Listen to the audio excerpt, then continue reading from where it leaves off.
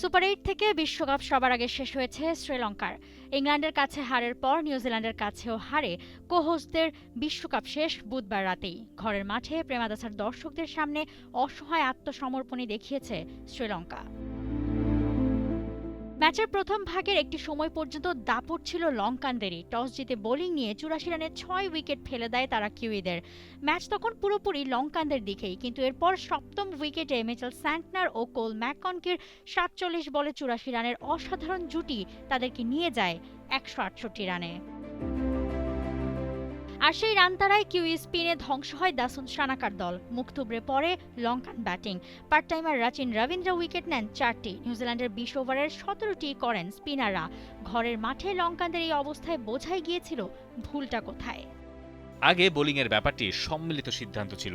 উইকেটটা পড়তে আমাদের ভুল হয়েছে। আমরা বুঝতে পারিনি বল এত টার্ন করবে। যেহেতু নতুন পিচ, আমরা ভেবেছিলাম সময়ের সঙ্গে আরও থিতু হবে wicket.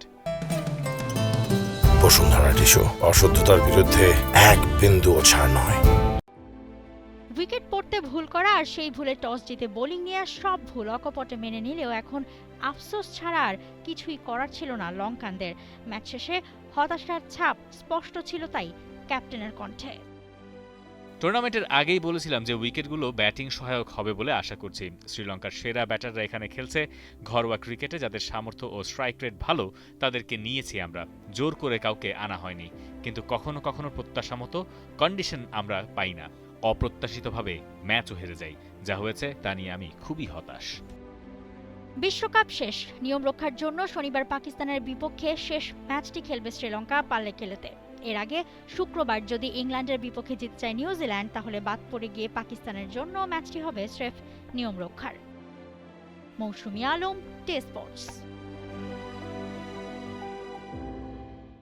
For more updates, subscribe to our YouTube channel and click on the bell icon. Follow us on Facebook and Instagram.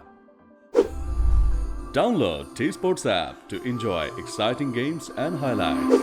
Visit tsports.com.